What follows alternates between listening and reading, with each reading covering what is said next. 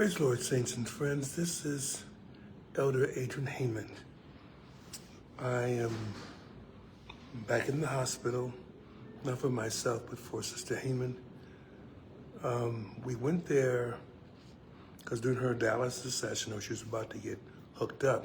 They took her temperature. Her temperature was high. So they didn't want to take any chances, so they sent me to the ER. And while they got the temperature down, they did a CT scan and found that she had some fluid in her lungs. At this point, they're trying to determine whether it's enough that they need to drain it, or if they just continue to watch it. It's been ongoing for a little while now, so it's nothing surprising, but another complication. Right now, she's getting dialysis. So, and she's doing okay. She actually ate during dialysis. Many times what she'll do is that she'll eat something, whether dialysis or not, she'll eat something and then she'll fall asleep in the middle of eating it, which is exactly what she did today. But it's okay. She had soup, which is very good for her. She had broccoli, which was again very good for her. She had Angel's food cake, and she had some cranberry juice. So not bad at all. Not too worried about things that are taking place. As far as I'm concerned, something did happen. I found out that the Kaiser over in Irvine almost has the exact same floor plan as the Kaiser in what's that place in Anaheim, the one that we usually go to. Because right now I'm at the one in Anaheim because they have that had a dialysis machine available, whereas at the Kaiser in Anaheim. Okay, let me make sure I get this straight. The Kaiser in Anaheim didn't have a dialysis machine, so they transferred her by ambulance from there to the Kaiser in Irvine, which does have a dialysis machine. So that's why she's here right now. But as I was coming here, we actually had finished everything. We got here at Irvine about 3 o'clock in the morning. So then I went home. Because I hadn't really prepared to stay. They said I could stay. I probably will stay tonight, but I didn't have anything there to stay with. So I went home, got a few things, came back around close to a little bit after 10 o'clock. Thought I was going to make it on time, but there was a lot of traffic on the 5. And as I was walking down the hallway, of course it hurts because my back hurts. That's why I need surgery, because every time I walk any distance, it's going to hurt a lot. But I've got used to it. I've just kind of steeled myself and said, well, at least it's only about a little less than a month away. Then it'll be a way to get it fixed. And God's put that in my, the Lord has worked it out so that I'll be able to get this back fixed up. I could help my little lady even a little bit more. But as I was walking down the hallway, just letting you know, I was walking down the hallway, and as it happens, usually my foot catches or my feet catches in the back or does something, and I end up stumbling. But I usually catch myself. Not in this case. No, not in this case. I actually stumbled and I fell in the middle of the hallway. And I was carrying a bag, my bag fell, my phone fell. There was about 2 or 3 people there. They were, what happened? What happened? I said, no, I'm okay.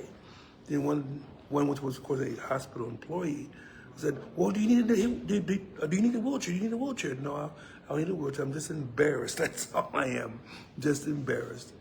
And they kept checking on me, I guess, for the next hour or two to see if I was okay.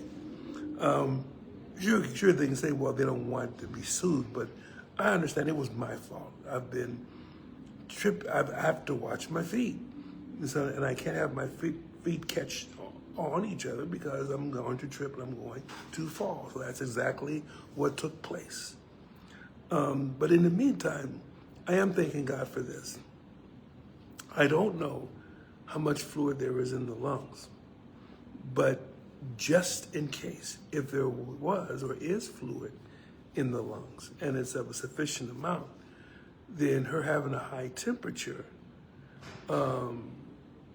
was a good way of alerting everybody to what's taking place. However, the high temperature was not because of the,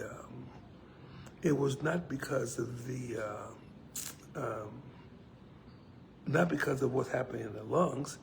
The high temperature, we're starting to find out, is probably from her reaction to the COVID-19 vaccine that she took. Doesn't mean the vaccine is bad. It doesn't mean that it's going to kill anyone. It doesn't mean it's going to make anyone sick. But for her, it resulted possibly in a spike in her body temperature. But her body temperature has been down in the 98 range since she got to the ER last night, and that or last afternoon, because we were there actually from about 3 o'clock in the afternoon to about 2:30 in the morning. So we were there for almost 12 hours. Anyway, I'm saying that to say this. Sometimes the Lord allows something to happen that other things may be taken care of. In this case, her high body temperature, which may have been from a shot, put her in the ER where they found something else. And even though it may be a little distressing, it's still, you thank God, because what if nothing happened? What if they just went ahead and did the dialysis and I went back home, and the fluid in her lungs is maybe more than what it should be. Maybe it's incubating viruses or bacteria or whatever, which could end up being much worse. So all these things, you just start to play in your mind, and you just thank God. You just thank God for the things that have happened. Thank Him in the good. Now, you don't have to thank Him for the good and for the bad, but you thank Him in the good and while you're in the bad. And maybe I'll do something about that, do a lesson on that, because we don't thank God for everything, but we thank God in everything. It says in everything, give thanks. For this is the will of God concerning you. So if you give thanks in everything, then you can always see the hand of God, no matter what condition you're in, no matter what problems that may come forth, you're in that position and you're doing fine. But the key here is in everything, give thanks. And that's what we really have to do.